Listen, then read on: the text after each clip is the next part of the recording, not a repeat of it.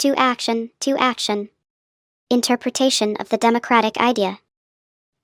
A few words of introduction. The text that we present in full in the following pages constitutes, in itself, a remarkable anarchist manifesto, uncompromising and intransigent toward those in power, toward all authorities and all bosses, even if they happen to be socialists. As such, it is among the classics of the vast bibliographic French libertarian movement and, although composed amid the turmoil of the events of 1848, the quality of its argument on social and ethical questions places it among the greatest defenses of freedom and human dignity. If one thinks of Epicurus, Erasmus, Labai, and, closer to Anselme Bellegarrigue's contemporaries, such energetic advocates for the cause of individualism as Proudhon and Stirner, we must, however, draw the reader's attention to the poisonous and deeply inhumane atmosphere of that Second Republic that presided over the destinies of France. Indeed, what can one say about that time, that new political system resulting in the great chaos of the Parisian insurrection, which, in order to safeguard the bank, the stock market, and private property, shot over 3,000 Parisians in June and deported several tens of thousands of workers to the penal colonies and prisons? What can one conclude, if not that the savagery of the possessing classes, sending men, women, and children to the mines, chaining 5-year-old kids to the machines, could not allow them to share, to feel the slightest compassion for those whom they often brought to such a level of human degradation, sunk in the deepest despair? There are all these and many other things in the writings of Bellegarrigue, often, of course, implicitly, between the lines. But our author does not indulge himself with words. The human and social realities of this period are bleak. All the indignation, all the outrage that well-born minds could not help feeling and wanting to share with men who had not yet given up on fraternity, on building a better world, must be made known. It is to aid this effort that Bellegarrigue calls us, again and again, in what follows. Groupe Maurice Joyeux. I am told that it is for my own good that I am governed. Now, since I give my money to be governed, it follows that it is for my own good that I give my money, which is possible, but which nevertheless deserves verification. Moreover, in addition to the fact that no one may be more familiar than me with the means of making myself happy, I still find it strange, incomprehensible, anti-natural, extra-human, to devote oneself to the happiness of people that one does not know, and I declare that I have not the honor of being known by the men who govern me. It is therefore fair to say that from my point of view, they are really too kind, and, finally, a little indiscreet to preoccupy themselves so much with my felicity, but, more importantly, that there is no evidence that I am unable to pursue this felicity myself. I would add that devotion involves disinterestedness, and that one does not have a right to impose caring attentions unless they cost the recipient nothing. I know all too well to discuss a question of money here, and God preserve me from questioning the devotion, and, on the contrary, the disinterestedness of our men of state. But I ask permission to wait to express my gratitude until the delicate attentions with which they deign to surround me become cheaper. Anselme Bellegarrigue, Toulouse, 1848. Had I a friend, but one friend, and if, to have one, I lacked only a good cook or a pleasant woman, I would not have written what follows. It would have been the subject of an intimate confession. Then, once reduced of the weight of my concerns, I would have been consoled for my representative labors in the fraternal arms of the one who shared my burden. However, I have neither a cook nor a pleasant woman, therefore, no friend, and, by extension, no confidante, so that, for lack of anyone to talk to, I address myself to everyone. This manner of concealing myself will be, I trust, appreciated by the Republic.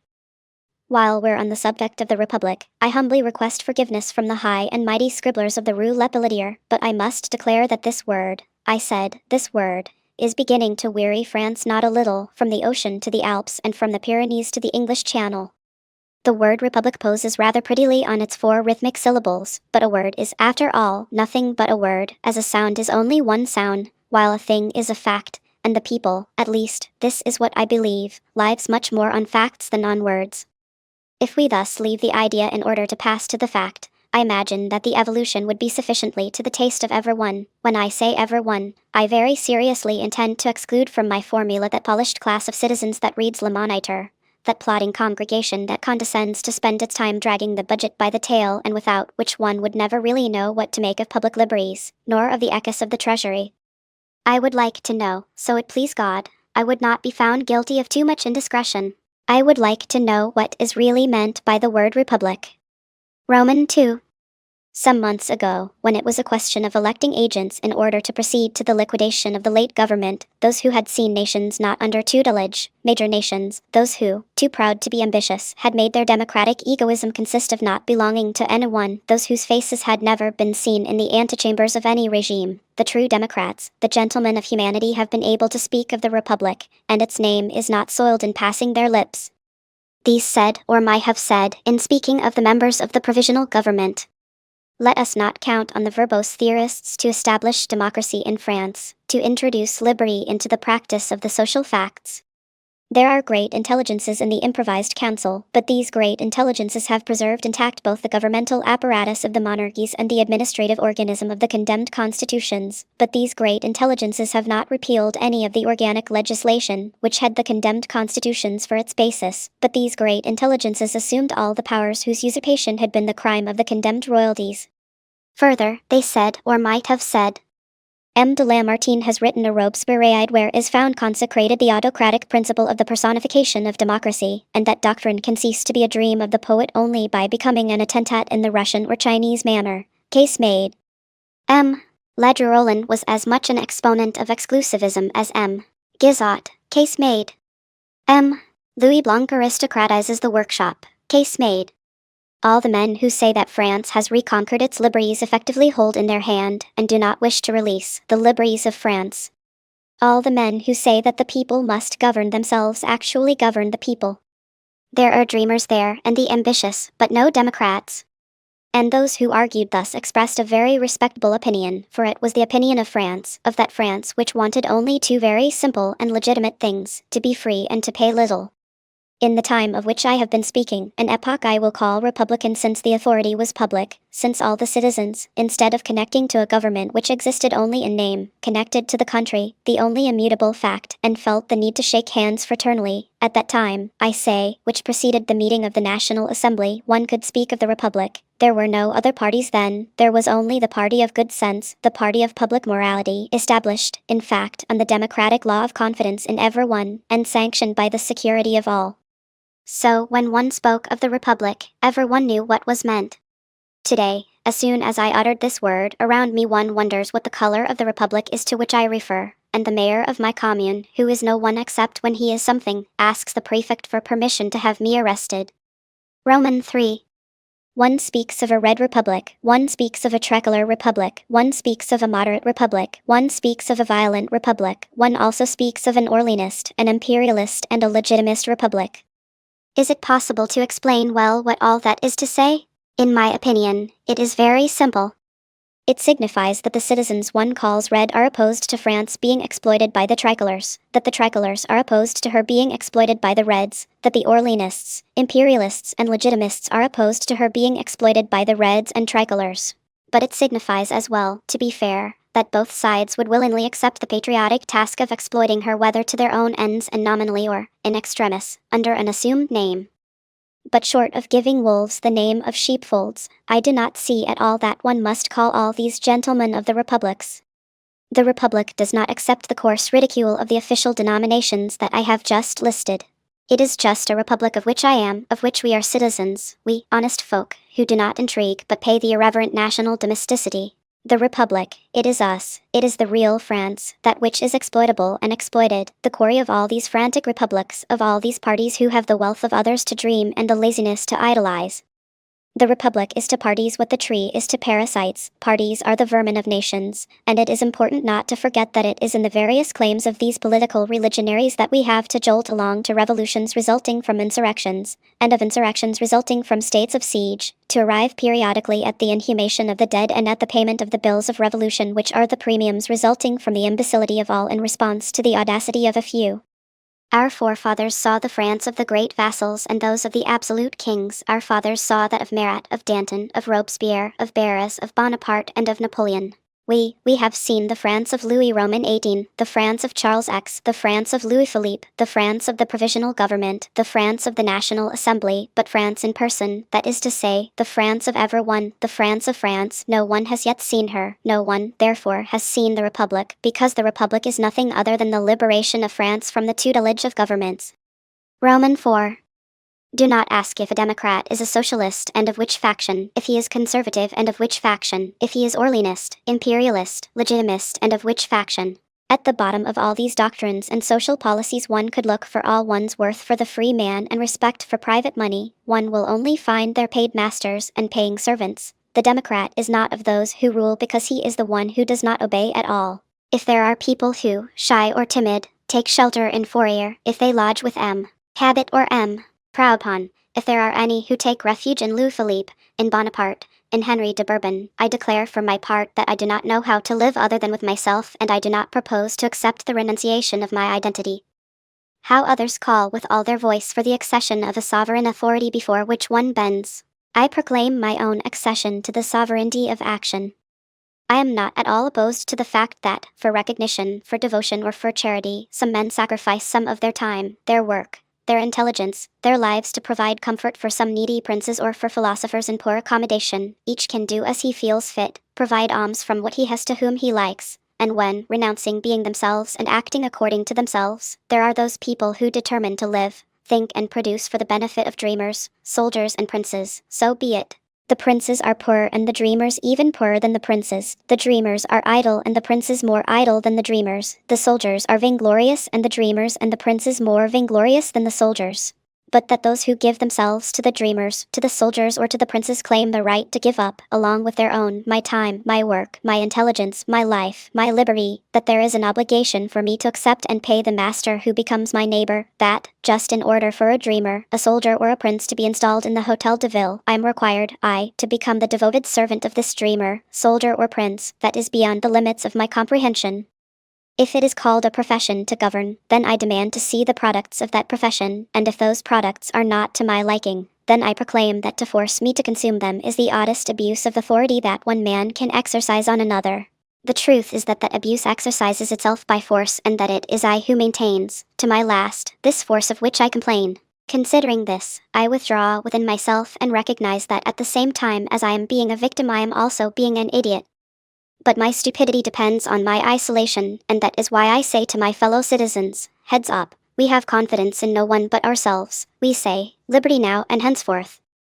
V. In this France of lords, princes, philosophers and generals, in this France, whipped and castigated, like a rebelling child by who knows whom for who knows what, in this France, at the heart of which the governments have inoculated an administrative cancer with several milliards of which each franc acts as a ring of the chain that binds us, in this France, finally, when everything is denied us from the freedom to educate ourselves to the right to freely season our food, every one, for inasmuch as he is affected, must shake off his torpor and proclaim himself minister of himself, governor of his France. The France of each and every one is the egoistical and undeniable achievement of one's individuality with all that belongs to it, thought, production, market, property. My France, for me, a writer, it is my thought for which I wish to have supreme control, the production of my thought that I want to administer, the marketing of that product that remains to me to tend to, the property of the acquired result that I wish to keep and which I want to use when I like and within the limit of the respect that I owe to the thought, to the products, to the market, to the property of the France made up of others whatever their profession or their mode of life. In the infinite number of diverse thoughts that find expression socially in diverse products, each producer carries, infallibly, an instinct for public taste, because the producer seeking the consumer cannot ignore the fact that the latter will not give up his money other than for a product that he likes and that he needs. Production could not be controlled by someone who cannot find an immediate interest in it, that is to say the producer, without it being worried and discontinued, but if everyone governs their thought, as a producer, production will necessarily tend towards a single goal, the satisfaction of the consumer who is everyone. In the same way if everyone governs their thoughts, as a consumer, a sure market is prepared as a result of their labor, and production will tend, in its turn, towards a single end, the satisfaction of the producer, which is also everyone.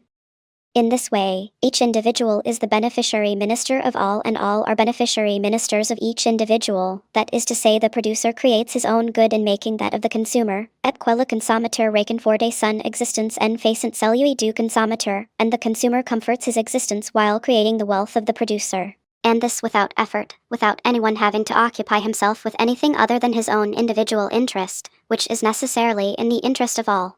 This is social harmony in its democratic simplicity, in what the Americans call, as they practice it, self-government, the government of oneself.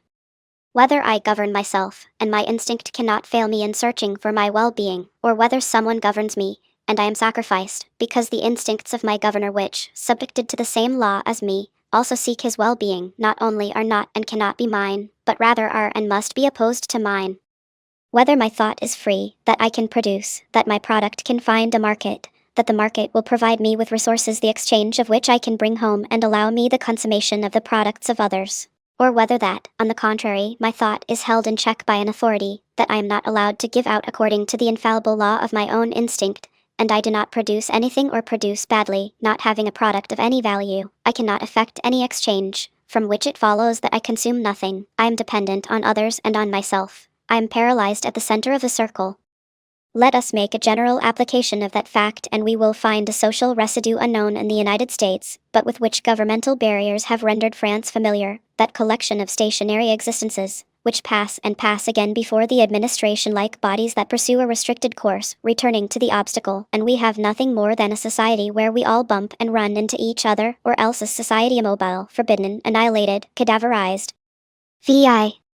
Organization of society is the enslavement of the individual, and its dismantling leads to the liberty which deploys in the social body those providential rules of harmony, whose observance, being in the interest of every one, finds itself being the inclination of all. But one says that unlimited liberty is a menace. Whom does it menace? Who must fear the proud horse, if not he who would tame it? Who is afraid of an avalanche, if it is not the one who wants to stop it? Who, therefore, trembles before freedom, if it is not tyranny? Menacing liberty. It is the opposite that one should say. What frightens about it is the noise of the chains. Once it has broken them, it is no longer tumultuous, it is calm and wise. Let us not forget the order that followed the revolt of 24 February, and let us recall above all the disorder that supervened the revolt in June. The gentlemen of the Hotel de Ville ruled, that was their fault. They were nothing but simple keepers of the seals put in place by the revolution following the governmental succession of the royals. We were the inheritors of that succession, they thought it was them, madness. What was their dream? That they bore the well-liked names? That they were more honest than those conquered? As if, in free nations, the government was a matter of proper names. As if, in a democracy, the usurpation could argue the property of the usurper. That they were more capable, as if it were possible to have the intelligence of everyone, when everyone reserves his intelligence. They should have understood something completely simple, completely elementary, which is, that since the divine right has been consigned to the depths of the priesthood, no one has received a mandate to act in the name of all and in the place of all. But what the provisional government has not done at all, the Assembly could do. One might hope that it would democratize France, whatever might be the attitude of the vast majority of representatives. A single, truly democratic man, that is to say a man who has lived in association with the practice of democracy and liberty, would suffice to clarify the situation and free the country. Well, this man, if he exists, has not shown himself. No one has addressed Parliament in the noble, disinterested, grandiose language of democracy. There are, no doubt, some generous intentions at the Palais National, but unintelligent intentions are the runt of human grandeur. The stillbirths of God and the Assembly, like the provisional government that sanctioned its taking of control, failed to recognize its mandate. We have only seen emerge from within it men of political party, theoreticians, political casuists who have only practiced monarchy, administrative exclusivism, ruling governments, men who have only seen liberty through the jealous veil of royalism.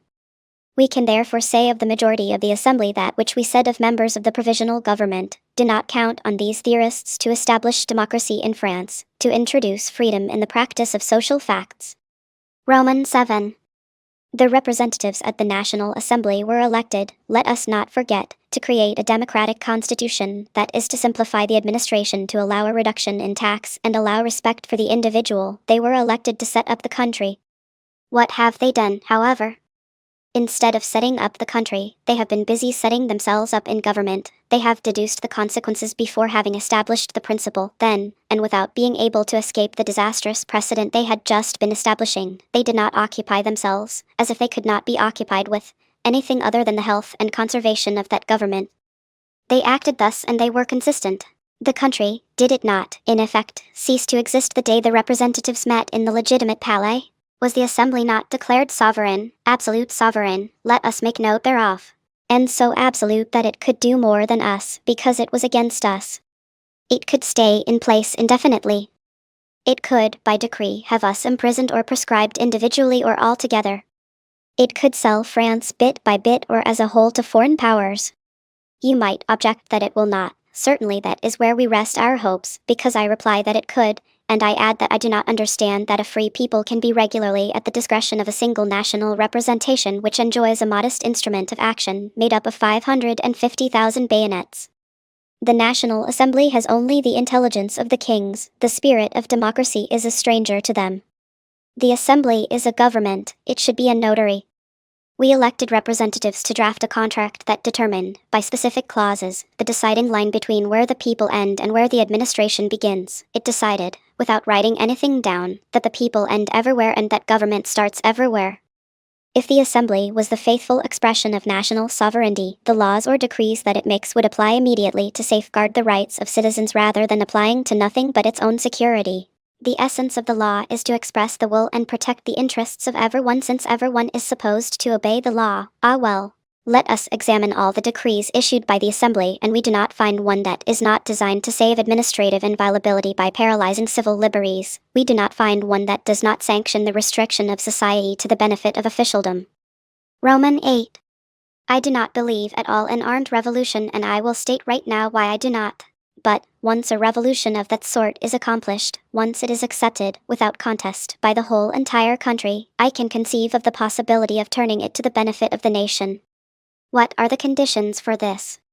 It is necessary that the revolutionary action intervenes in things. It is necessary that it applies itself to the institutions. The February Revolution, like that of 1830, only became of the benefit to a few men, because that revolution only abolished some proper names. Then, the machinery of government kept, as it now keeps, the same wheels, and I see no change other than the hand that turns the crank. What did they want to say when on February 24 they posted in the streets and printed in the newspapers that France had overthrown the government and regained its freedom? This meant simply that the National Assembly had taken the place of the Journal des Débats. Has anyone realized that the consequences of this event that shook the world must have the triumph of Monsieur Marrast and his friend as its boundaries? It would have been, indeed, much ado about a rather poor job. When the revolutionaries told us the French people have regained their freedom, we took the revolutionaries at their word, and we proclaimed in our hearts the abolition not only of royalty, but of royal government that held closely chained in its administrative talons the liberty of France. Thus, in regaining freedom of thought, freedom of the press, and freedom of voting, we have abolished, together with its budget, the government of the interior that was established to spread insecurity to the benefit of the government of king. Thus, in regaining the freedom of education, we have abolished, with its budget, the government of public instruction, which had been set up to hone our intelligence and to direct our education to the benefit of the government of the king. Thus, in regaining the freedom of conscience, we have abolished, with its budget, the government of religion, which was established to introduce into the church only men whose influence was gained in the interests of the government of the king. Thus, in regaining the freedom of trade, we have abolished, with its budget, the government of trade, which was established to hold public credit continually under the hand of the government of the king. Thus, in regaining liberty of work and industry, we have abolished, with its budget, the government of public works, which was set up to provide great benefit to friends of the government. Thus, in regaining the liberty of transactions and the liberty of the territory, we have abolished, with its budget, the government of agriculture, which was set up to keep the owner of the land, that is to say the one on whom rests the overseeing of the alimentation of the people, under the immediate dependence of the government of the king. Thus, in regaining the right to free existence, we have abolished, with its budget, the government of the barracks, which, in times of peace, have only been used to hold us in political nothingness to the benefit of the government of the king. Thus, finally, in reclaiming all our freedoms, we have abolished, with their multiple budgets, that complex administration of the illegitimate monarchies, that exorbitant tutelage that arose in the shady days of imperial tyranny, which has lain dead, crushed by discussion, for over 30 years, and whose corrupt cadaver, because we have not known how or where to bury it, stifles our freedom. If it is true a revolution abolishes something, here is what we abolished on 24 February. If it is true that the people who form a revolution do so in order to win their liberties, here are the liberties that we won on 24 February. Roman 9. The call to democracy of the last revolution was not heard by our representatives. At that call, truly interpreted, France could have passed the barrier and gone home, that is to say to the Commune. The nation thus rendered to its natural domicile, there would only remain in Paris an inoffensive symbol, carrying on diplomacy with the nations of the world, directing the navy, taking on or declaring war according to events and conditions stipulated, signing peace treaties and trade pacts, keeping watch on the interior, on the implementation of the laws, always simple and few in number among free people, nominating, among its responsibilities, a minister for foreign affairs, a justice minister, a minister for the navy and the colonies, a minister of war and a finance minister, and managing business with a budget which would reach, taking 1 year with another, save for the case of hostilities and debt interest, the figure of 400 to 500 million. I am not talking about the debt that remains underneath this scheme. This debt, that France can get to know rather better on returning to the Commune when she is again in possession of her own wealth, will incur less interest as a result of the single fact that administrative charges absorb the clearest amount of its revenues. Here I am not liquidating the royal government. I oblige it, by cancelling 7 budgets, to return annually to the nation 1,200 million, at least, with which the debt can easily be extinguished in a few years. But the most immediate benefit that France must gain from the cancelling of these budgets is her freedom of action, which must by nature result in confidence among citizens, the cessation of the crisis and the establishment of national credit on the ruins of this feverish credit of the government, credit which rises or falls according to how the government stabilizes or totters. Apart from the ministerial departments of the Navy and War, which are annexes to that of Foreign Affairs, and apart from the Grand Juge, on whom rests judicial unity, all other ministries are incompatible with civil liberties, because they are only a dismemberment of royal despotism that held all social elements in its grasp. If commerce, if industry, if education, if religion, if agriculture, if, in a word, the French are free, can someone tell me that what we have to do with the great masters of industry, of commerce, of education, of religion, of agriculture, of home affairs? Since when has great skill ceased to be the sanction of servitude? The government of France established on the basis that I have just indicated, the parties disappear, ambitions become extinguished, and the words liberty, equality, fraternity finally leave the domain of interpretation and controversy to go into effect.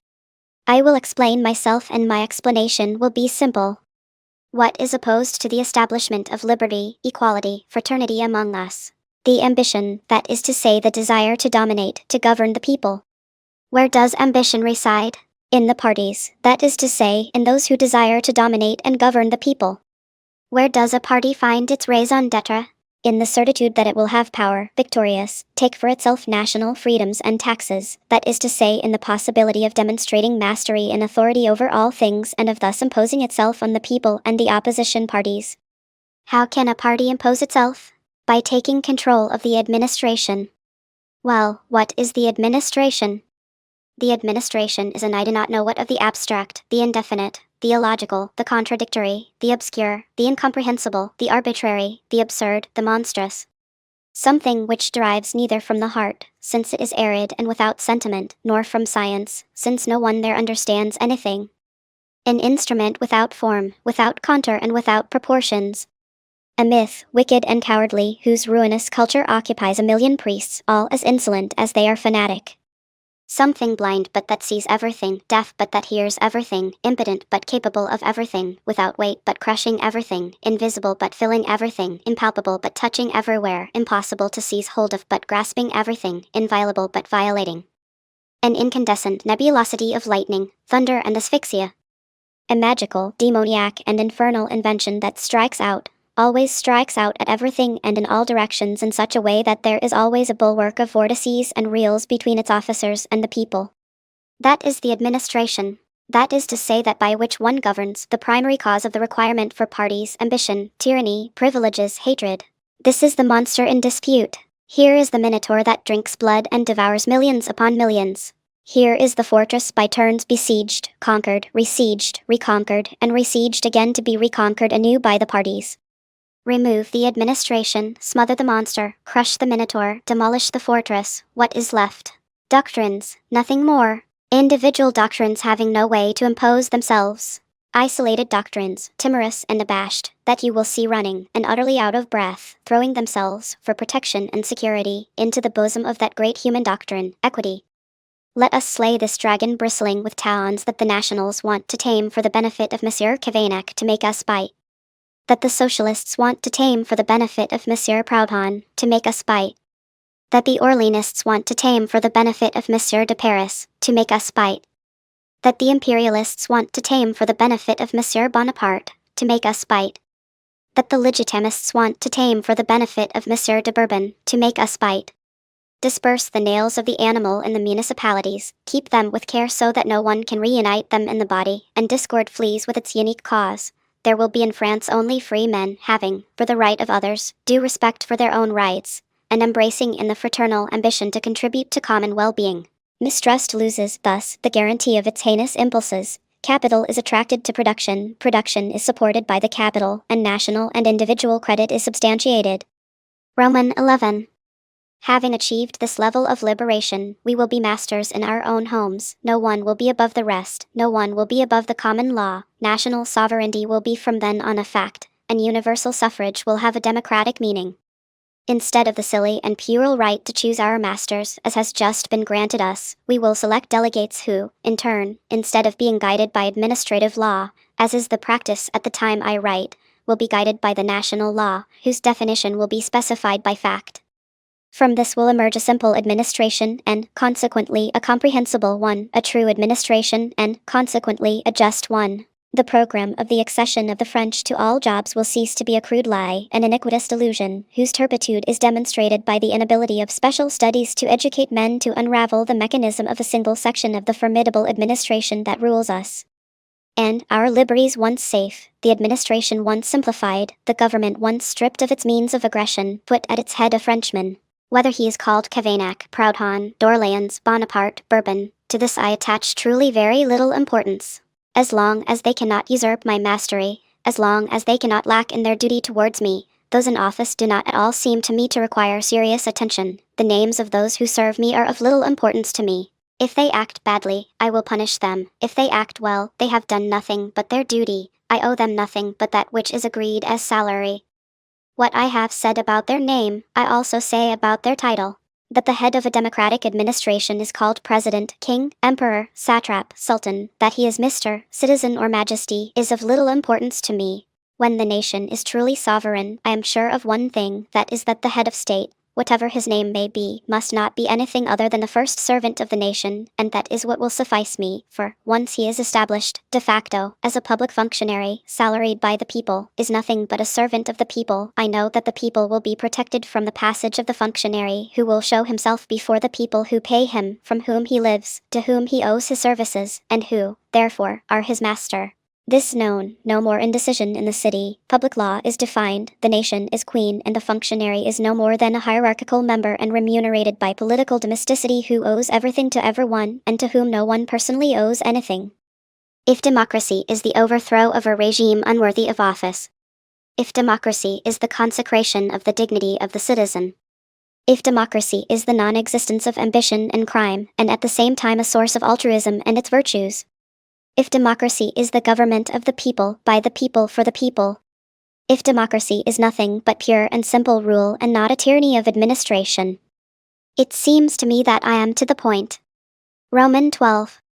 There are only 2 points among the people on which no divergence of opinion can exist, 2 points on which converge the good sense of all parties without scruple. Those 2 points are the repression of crime against the person and against property, and the defense of the territory.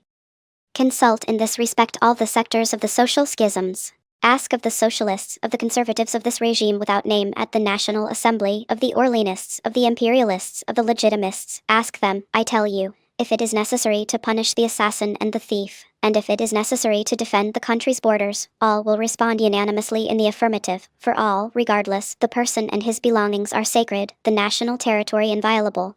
These doctrines are the common, universal doctrines before which the parties bow aside and fade. At these supreme points of public meeting, every Frenchman is in agreement and fraternally offers his hand.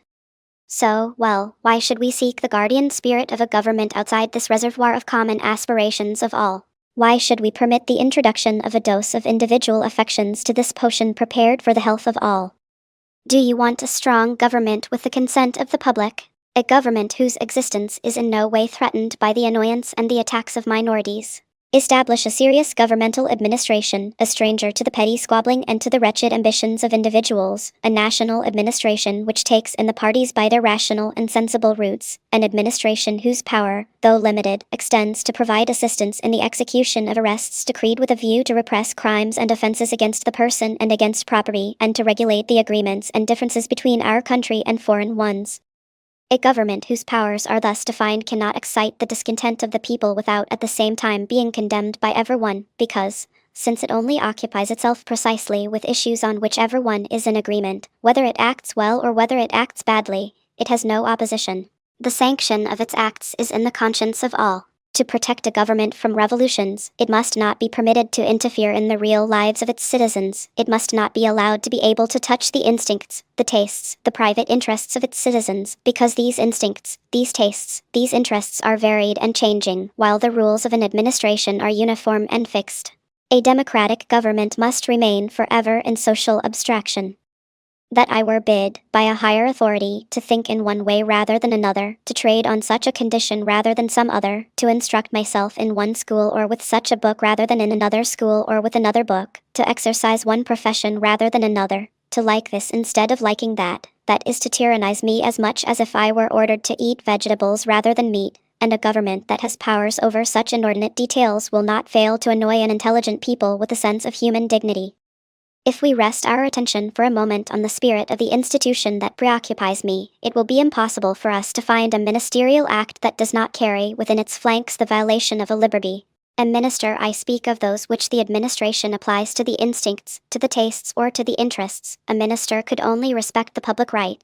I speak not of the written law, solely on the condition that he did not act, since, on acting, he acts for everyone and in the place of everyone, it would be necessary for him to act well and without hurting anyone, that he has an instinct for current trends, a mind for current tastes, and an awareness of the current interests of everyone. That being the case, one thing astonishes me, that is that there are still men sufficiently wicked or sufficiently profoundly incapable of being able to step back from accepting a portfolio. Who then would have suffered from the stripping down of the apparatus of monarchy? Some civil servants. Who would have benefited from it? All France. Who then suffers from the conservation of the full apparatus of monarchy? All France. Who benefits from it? Some civil servants. I have said enough to make it understandable how, by taking the revolution in February at its word, it is possible to attain both sides of the democratic equation, individual freedom and cheap government. Roman 13. But there are people who remain far from accepting this reasoning. The theoreticians, our maters, find idea preferable to fact, and this doctrine that they maintain provides them with a dividend which strongly encourages them to continue maintaining it. In their view, provided that tax payments continue and provided that the reign respects the words republic and liberty on the front of public buildings, we are republicans and free. These people are very strong. As strong as that well-advised character of Arab proverbs who, without touching in any way the contents of a vase, believed that in changing the label he changed the liquor. As strong as those burlesque geniuses in the farces at the fair, who believe their clothes safe from catching alight because they have on their chessboards carrying assurances against fire. These people, I repeat, are extraordinarily strong. Listening attentively to the intricacies of their arguments, we hear much spoken and loudly of the sovereignty of the people. Do you believe it has ever been permitted to insult the sovereign? You reply, no. Well, that is because you were told that the people are sovereign and that you do not have the right to insult the people. I would like better, for my part, to deny the sovereignty of the people and believe in the sovereignty of the government that I am required to respect. I say that I would rather believe in the sovereignty of government. I am forced to believe in it. Everyone is forced to believe in it like me. I do not exist. No one exists for himself. Our existence is not at all our own. We do not live civilly, commercially, industrially, religiously, or intellectually except for the government. Can we travel without a safe conduct pass signed by it? Can we buy a property or make a transaction without it coming intervening? Can we profess a religion which it has not validated? Can we teach ourselves other than in the schools and with the books approved by its university? Can we publish anything other than what it permits us to publish? And to push these considerations of this regulating tyranny to the extremes of triviality, can we smoke a cigar which it has not itself sold to us? Are we lawyers, medics, teachers, merchants, artists, agents, town criers, without their giving us a license? No, we do not exist. I say to you, we are inert objects, parts belonging to a conscious and complicated machine whose crank handle is in Paris. Well, I say that this is an irregular situation, a situation as embarrassing for the government as it is fatal for the nation. I can understand that it was possible for Richelieu to govern like this. The France of past centuries was completely and fully to its own pleasure under the crown of the king. But woe to those who do not take note of the difference in time. Today, every citizen feels and deliberates for himself, and control of official acts is everywhere. Roman 14. There are, however, in this healthy part of the nation, in this core of good public sense, people who fear to look clearly at the situation, people who cannot resolve themselves to understand that in desperately bleeding themselves to maintain 500,000 employees and as many soldiers, they hold back 1,000,000 men from production and create, to the benefit of I do not know which minotaur, an official parasitism whose formidable manner dries up in the heart of the country the confidence and credit that is just that source on which this same parasitism comes meanwhile to quench itself. They perpetuate the crisis, and they perpetuate it because they are afraid. They are afraid of the socialists, and they fear for their property. They are afraid for their religion. They are afraid for their family. They are afraid of socialists. Of which socialists are they afraid? There are the socialists of Fourier. There are the socialists of Pierre Leroux. There are the socialists of Proudhon. There are the socialists of Considerant. There are the socialists of Louis Blanc. There are the socialists of Cabot. There are, in fact, socialists that I know, and then those that I do not know and that I shall never know, because socialism fragments, subdivides, diversifies itself, and separates into factions like everything that is not defined. Well, socialism is not defined. Socialism is, in short, a very obscure philosophical system, highly complicated, extraordinarily confusing, that erudite men are obliged to study in minute detail to arrive most often at not understanding anything at all. Socialism, according to what is possible to grasp from all its proposals, wants to make of Scoidy a huge hive into each pigeonhole of which will be placed a citizen who will be enjoined to remain silent and wait patiently, while alms are made of his own money. The major dispensers of these alms, supreme tax collectors of universal revenues, will create a headquarters reasonably well endowed, which on getting up in the morning deigns to satisfy the public appetite, and which, if it sleeps in longer than usual, will leave 36 million men without food. Socialism is an attempt at geometric equilibrium whose demonstration, based on a principle of immobility, does not know to have for its foundation human societies essentially active and progressive. Socialism is an abstract speculation, just as the current administration is an abstract speculation. The people who do not understand the latter do not understand the former either. Well, the people never freely adopt what they do not at all understand. Socialism, in short, wants to carry on the affairs of the people, and for that it has come too late, or I am much mistaken. But the socialists are philosophers who have the same right to teach their doctrines as their adversaries have to teach theirs, just as the people have the right to judge the latter, as they have the right to appraise the former. No one can put himself in the place of the people to pronounce condemnation or recognition of the excellence of a doctrine, since in that diversity of tastes and inclinations that models society, there is no doctrine that is bad for all, nor is there one that is good for all. Tolerance, in theological order, has not resolved the problem of civil concord. The problem rests also on tolerance in social and political order. State religions have caused, during the centuries, discords and massacres which we now find pitiable. State doctrines have at the current time caused so much blood to flow that our children gather together to erect a monument to our shame. We have eliminated state religions. Why do we wait to crush state doctrines? If we do not see anything at all inconvenient in that which the churches, the temples or the synagogues wish to have constructed, at their expense, on land that belongs to them as their own, I do not at all see what inconvenience one can find in them wishing to construct convents, phalansteries or palaces, at their expense, on land that belongs to them as their own. And if it is simple enough to let the Catholics, the Protestants and the Jews have the right to maintain, at their respective expense in the churches, the temples and the synagogues, the priests, ministers and rabbis, it is just as simple for the monks, socialists and men of court to have the right to maintain, at their expense in the convents, in the phalansteries, in the palaces, the superiors, the patriarchs and the princes. All these things fall within the accommodation of the taste, of the faith, of the conscience of each one of us, and it is perhaps possible that one can be a monk, a socialist, a man of court, and an excellent citizen, at the same time, since the religions, which must remain outside the laws of the state, do not dispense at all with obedience of the laws of the state. But what includes at least as much buffoonery as strangeness is the determination made by a myriad of systems to attempt political campaigns, and their respective pretensions to make the whole nation contribute to the costs of their establishment and the inauguration of their authority in the name of the public and the nation. We only need to provide a circus acrobat with 500,000 bayonets for the act to become a social doctrine and for the wishes and caprices of Pulcinella to be made into the laws of state. We are, certainly, very near to arriving there, and it surprises me that we are not there already. But I have digressed rather on the subject. Let us return. Roman 15. They have fear for their property, fear for their religion, fear for their family.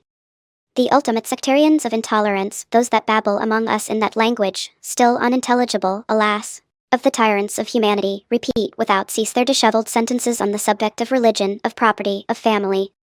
These ridiculous defenders of God and of society lack the intelligence to understand that the ability to save that to which they claim necessarily implies the ability to lose it. They do not perceive, as much as they put gravity into their puerile quixotism, that the guard they mount at the temple door and at home puts, in their eyes, God and society at their discretion. It just does not enter the heads of these great children, that while saying to God and to society, "We have saved you from destruction," it is as if they were saying, "It has depended on us that you continue to exist. You owe us your life." Do you see an articulated display of organic life, claiming a right to the initiative on the existence of God and society? Do you see here the moral and material universe under the dependence of a degenerate quadrumane which could be finished off with just a fillip or a catarrh? Shame and pity. Enough of this wretched and discordant bragging. Enough of this grandeur founded on the abasement of the public. Enough of this audacity edified on fear. Religion, property, family have survived Geneva rationalism, the philosophy of Voltaire, forfeiture agreement, the dissolution of social ties to antiquity. Religion, property, family are, in fact, unassailable by individuals. To defend them is to exploit them, to protect them is to plunder them. How well the intriguers of every color, those who believe themselves powerful enough to threaten them as much as those who attribute themselves with the ability to defend them, all those, in a word, who, living by intimidation and terrorism, have an interest in perpetuating universal panic, know well, religion, property, family have never had a more efficacious protector than time. There has, followingly, never been a possibility of their being attacked other than by time. Time, without anyone taking any notice, without anyone formulating a complaint, time modifies them all: religion, property, family. The current state of the Church with its degenerate discipline and its neutrality in secular politics would make the audacious Hildebrand die of a fit of rage. The current state of property, with its breaking up into an infinite number of pieces and the melancholic handing over of the shadows, would bring despair to the great tenants of the last century. The current state of the family, with the incessant displacement of individuals, the submission to the domestic yoke, the separation resulting from cosmopolitanism, profoundly wound the patriarchal traditions of our ancestors. The goings-on of future generations, if we were to see them, would shock our prejudices, our customs, our way of life. Thus, everything changes without destroying itself, and the human spirit only accepts that for which it is prepared. Every day, it opens itself to new interests, to which it can accommodate itself without shock. After a period of time, the coming together of interests gives rise to a new institution, which, having arrived en bloc beforehand, would have surprised and injured every one, but having arrived in a providential way has not hurt anyone and has satisfied all. Let us speak and have no fear. Fear is nothing but the condemnation of oneself, and once one is condemned there is no shortage of executioners. Romans 16. The hypothesis of spoliation has been put forward. No one can believe in the corruptibility of the majorities, without denying at the same time human reason and the principle of showing it. If the majorities are incorruptible, they are equable, since the basic law of equity is respect for acquired right. Acquired right has been respected even among people where the means of acquisition have been denied to the majority. How can this right be violated among us, where the acquisition, as much as it is still impeded, can nonetheless be considered public? That one does not speak to me of brigandage, when it is substantiated that it is only carried out by minorities and that its exercise requires its organization. That one does not speak to me of brigandage, when in the place of a plan by some unacceptable organization one brings me some shouts in the street or some argument at a club. The people are not responsible for the exceptional insanity of a few spirits. The mad are the lost children of humanity. Brigandage is not organizable. I am wrong, one can organize it, and here is how. Put in each commune an authority more jealous of individual law than public law, establish in each arrondissement, in each department hateful magistrates, intolerant and fanatical, put at the top of this hierarchy a supreme head, blinded by the pride of domination and nourished by impious dogmas, give to this man 4,000 or 5,000 armed men for support, and spoliation as a rallying call and the violation of acquired rights is consummated. But one says to me that this picture is of nothing but administrative organization, founded on the Constitution. I avow it, and what follows from it that a malefactor who does not embrace the administration of the state would be nothing to fear. But this also comes back to saying that this administration squashes us in some way, that we are at the complete mercy of anyone bold enough that chance can allow to happen. Give the people spoliation as a rallying call, and this rallying call will encase itself in the probity of numbers. How this rallying call goes out from the administration, of which the system networks embrace all individuals and all the territory, and the supreme thought propagates like electricity to be lost in blood. Such is the only possible organization of brigandage, and there it is, finally, a usage perhaps applied by the government of representative monarchies. Those that own, do they fear that they might be singularly spoliated by those who do not? I make plaint with them, thoroughly capable of condemning them, because by that they tell me themselves what they would be disposed to do if they had nothing. And yet, they err, they are more honest people than they think. They reason from the point of view of the needs that their fortune has given them. I understand that if they were suddenly deprived of the satisfaction of these needs, which have become for them, in some way, natural, they would have to suffer, and that it is under this impression that they argue. But there is one thing that they forget, that is, that if they had never had their fortune, they would not have had their needs either. Is not, moreover, the case, by virtue of the same principle, that he who would come to dispossess me today, could himself be dispossessed tomorrow? And if things go on like that with each dispossessing the other, what is going to become of production? Can such an absurd state of things perhaps be understood by sensible people, where the day after a revolution where everything is at the discretion of the masses, and where perversity, in the state of emergency, finds itself drowned in public property? If a majority, who do not own anything, had an instinct for spoliation, it would be a long time ago that the minority who owned anything had anything left. If there are criminals in our communities, let us count them, it is an easy job. And if we find a few or if we do not find any, we are not going to believe that we exercise here the monopoly of equity. People are the same everywhere. If the domineering and insolent rage of a few men tear to shreds popular magnanimity and bring into disrepute human character, it follows, the dogma of improbity is the rationale of tyrannies, and the security of tyrants is based on the hatred and mistrust of citizens among themselves. As for me, separated from the parties to remain human, I defend humanity with esprit de corps. Romans 17. But here is what I hear said. If socialism arrives in government, it would be able to compel its recognition. That objection, I expect. It is quite true that as philosophers, as apostles of a doctrine, as teachers, the socialists have nothing that might frighten. All of their opinions might therefore be expressed without danger, seeing that these opinions do not at all aspire to government. Well, so, we think that good public sense would become justice of the absurd, and we fear being governed by the absurd.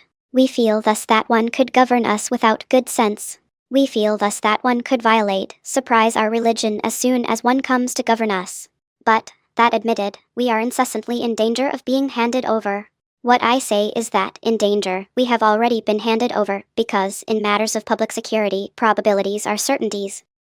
At the moment when we recognize that one could do violence to us, one does violence to us. It is an inevitable law, inescapable and inherent in all states of dependence. It is therefore not the socialists that it is necessary to fear, that it is necessary to exercise. It is necessary to fear, it is necessary to exercise the institution, by virtue of the fact that it can strike us. This institution alone is bad, is dangerous, and whoever is put at the head of this institution will immediately be as dangerous as the socialists, firstly, because he can become it, secondly, because he can be surprised and conquered by the socialists, and finally, because his system can be as bad or worse than theirs.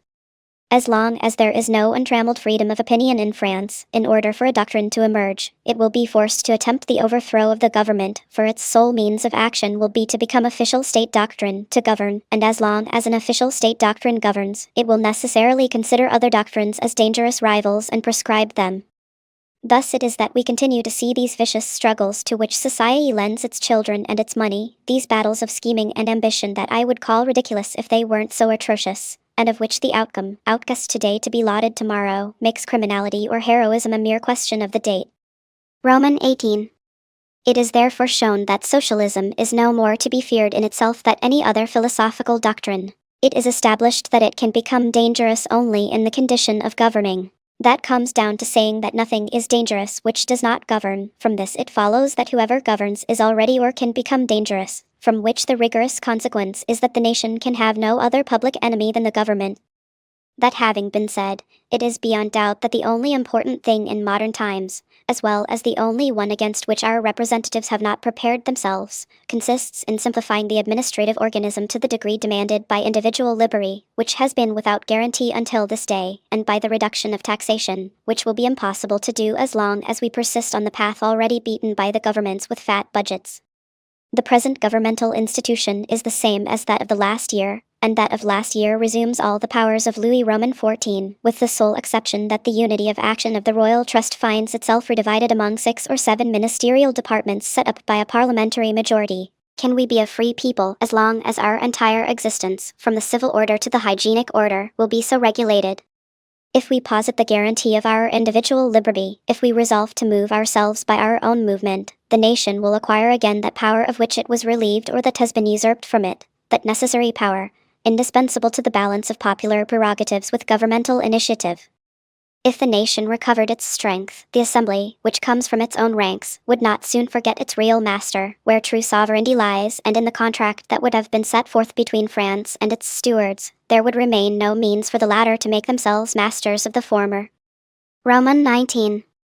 With governmental control, such as was held by fallen administrations and such as we have conserved until the current time, one can boldly address a challenge to any who would seriously accept public functions. That would be to diminish the personnel of 2 formidable armies that weigh at the same time on the liberties and on the fortune of France, the army of the offices and the one of the barracks. One can challenge him, consequently, not to proclaim liberty, that happens and I will laugh, but to introduce that liberty into actions and lead him to be something other than a nonentity. Even more, one could challenge him to reduce taxes. Better still, he is forbidden to keep them at 16 million, a monstrous figure and of which, what is more, the insufficiency could easily be shown by whoever is finance minister. Here, in its true colors, is what governmental control accomplishes: slavery and ruin. That control, on attributing itself the right to rule according to its fancy, the movement and the thought of each citizen, has produced, in moral order, a result not less deplorable, truly. It has legalized everything. Oh well, one would be strangely mistaken if one believed that legality carries within its litigious bowels the seed of human probity. The legislation of France is not founded on the respect of individuals, it is founded on the principle of violation of public right, since, at its root, is consecrated lèse-majesté, respect for the king, for the emperor, for the government. The law has never had among us social sanction, there has only been royal sanction and sanction by governmental supremacy whose character has always been to protect the minorities. Our legislation is therefore immoral because it is not based on the majority. This legislation, moreover, coming after the vices that it seeks to suppress, is in reality nothing but the consecration of these vices. A code teaching me what I must avoid and what I must do, and in its spirit I practice conveniently enough right, since I abstain from wrong. Well, this could introduce a fundamental deception in public belief, since an able man, confronted with the law, finds himself with the same features as a man who is truly virtuous. A legally honest man is one against whom no grounds for complaint have been proved, but a skillful man is not without the right to claim the benefits of the same definition. He who has carried out shadowy misdeeds, without witness and without coming to grief, skillfully avoiding the letter of the law, and who enjoys the protection of the judge, is also a man against whom no grounds for complaint have been proved. This one, too, is an honest man, and he would be in greater error following the law of social equity, the rule of morality, than the legal gospel, and it is there before one's eyes that he has a clear field in unforeseen circumstances, that he is, with his ability, up to matters in hand, and for which, ultimately, there is the friendship of the judge. According to legality, therefore, equity goes according to the judgment of the court, and the public conscience is taken over by the conscience of statute book. Legality. But in pushing the social body of the people into pure and simple legality, governments have created and brought into the world of fraud, the poetry of the fight. The man, summoned to have the skill to avoid the trap set by the legislator, does not even bother to become a hypocrite. After having cleverly escaped the forethought of the law, he boasts of it as something to recommend to his contemporaries. He has sailed close the wind with the law, and the victory is his, a superior being. It goes without saying that our legislation, made up of scholarly compilations, whose scrutiny and interpretation is only for the erudite, has fallen short of the morality of simple people who have always been and do not cease to be the quarry of the jurists. Here, then, what the much vaunted work of the legislative assemblies have provided us with, a celebrated statute book, a gravestone lifted by the public duel on the tomb of virtue. Each moral failing has, on passing, come to write its formula on this glossy book, and the more numerous the formulas, the more beautiful the statute book, but also the more beautiful the statute book, the more perverted the society. Roman 20. Something one should never tire of repeating is that morality can only exist among free people, and free people are those whose government, speaking truly little of the national language, speak above all foreign languages. The government of democracies is principally diplomatistic. Among us, he who speaks of government speaks of the republic, the state, society. These words, in effect, the Red Republic, the Tricolor Republic, etc., which try our patience, signify nothing but the Red government, the Tricolor government, etc. As far as the administration is concerned, the government, that is the Republic. Who thinks this is wrong? The men of today, indeed quite different from those of times gone by, feel, if they understand anything at all, that their being and their property are entirely separate from the administrative body. They feel it so much so that, on letting, as a result to custom, a government establish itself on a model of past times, they effectively retire from it, not at all according it their confidence, and not agreeing to aid it materially, without grumbling, faced with force or in fear. They feel it so much so that they take it upon themselves to control, in public, acts of administration. Well, a power whose acts are controlled has forfeited its rights, since its authority is undermined. But this error, which consists of hiding the whole of society under the symbol of government, is strongly embedded in public beliefs. The influence of tradition has made of it an article of national faith, which every day finds itself in more direct opposition with the public will and public sentiment. Thus, everyone knows that a popular movement puts nothing in danger but the official fortune of a few men. Despite public bills and proclamations saying that the movement puts society in danger, the nation allows it without further consideration. If I wanted to adopt the reasoning of skilled people who use for their own interests the powers that society confers upon them, this would lead me to a curious conclusion, disappointing commentary on the tumultuous spectacle of revolutions. Roman 21. I have seen, in the few years that my memory is able to embrace, a very respectable number of popular movements. When these movements fail at the first step, their leaders are arrested, thrown into jail, tried and convicted as criminals of the state.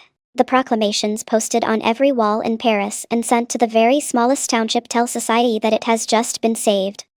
Certainly, at this news, logically I would have to think that if, by some sort of misunderstanding, authority had been overwhelmed, if the army had weakened, if the movement had gone beyond the law, that would have been the end of society. France had been pillaged, sacked, set ablaze, lost.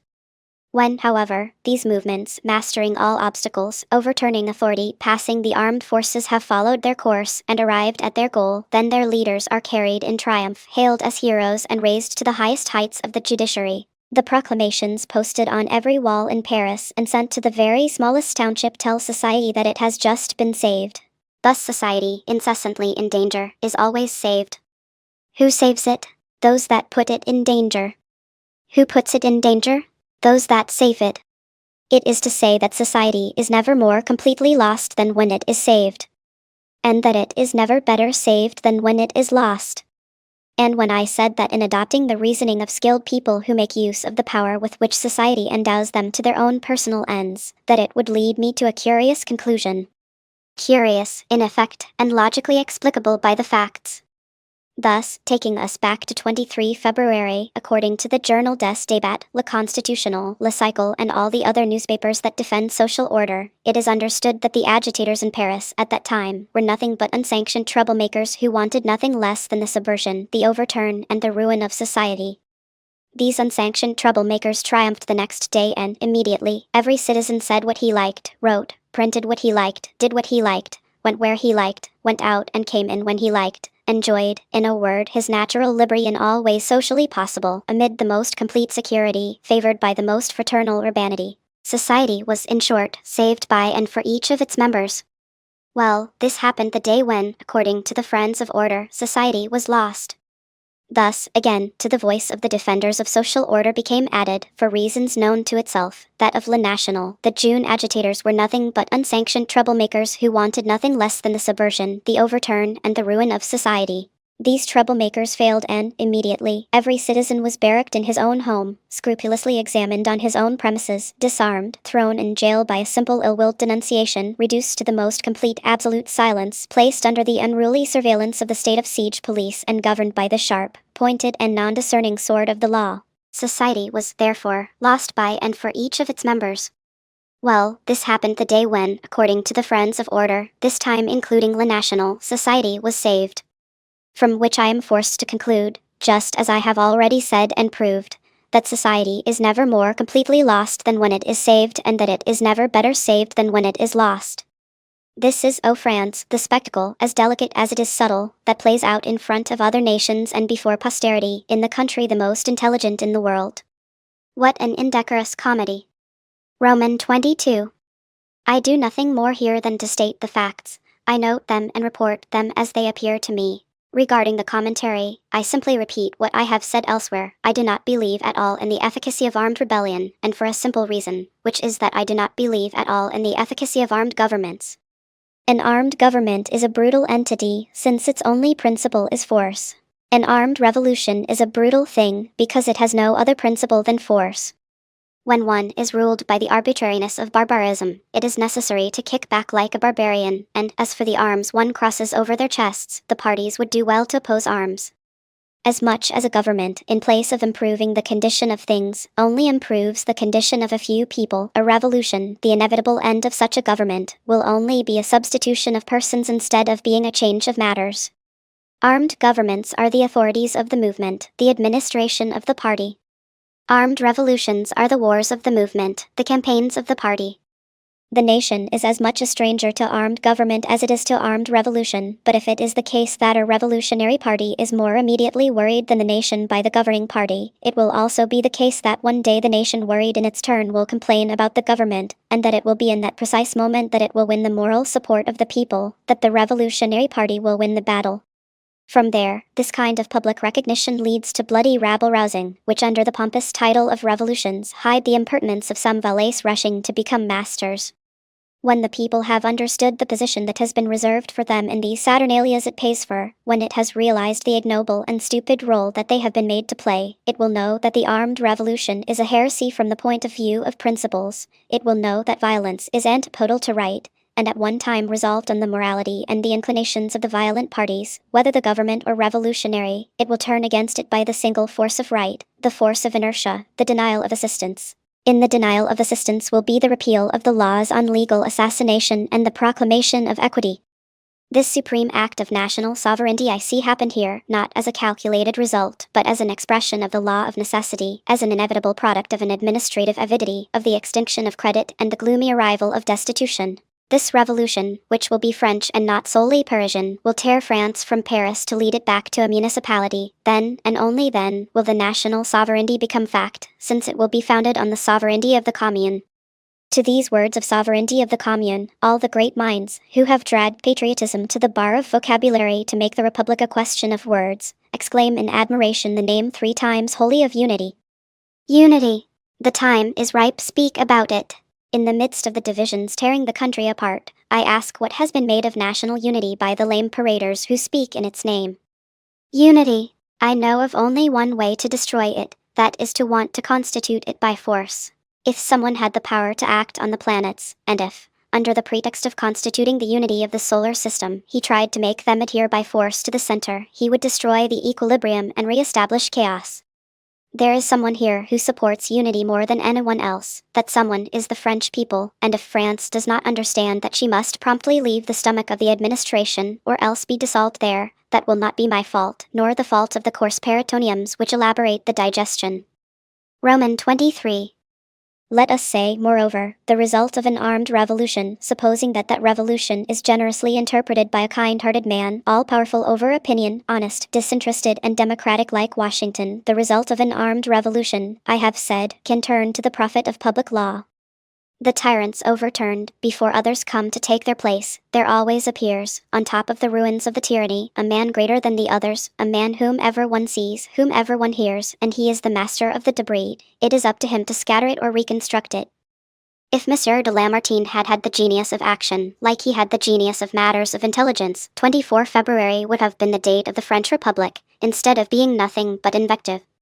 France, on that day, had expected everything from that man, to whom national sympathies had spontaneously handed over the powerful maneuver of the destiny of the people. He only had to say to us in the harmonious rhythm of his beautiful language, "The government of the king is abolished, France is no longer at the Hôtel de Ville. Your masters have gone and they will not be replaced. Their law was in force, it is in force no longer, it will not return. You are returned to yourselves, the foreigner will learn from me that you are free. Keep a watch over yourselves, I'll keep a watch on the borders." Certainly, after declarations so substantial, our representatives, whoever they had been, would not have lost sight of the fact that they had to define national law, and not the frenzied law of governments. Perhaps Monsieur de Lamartine would have perished, a victim of the ambitious left without prey.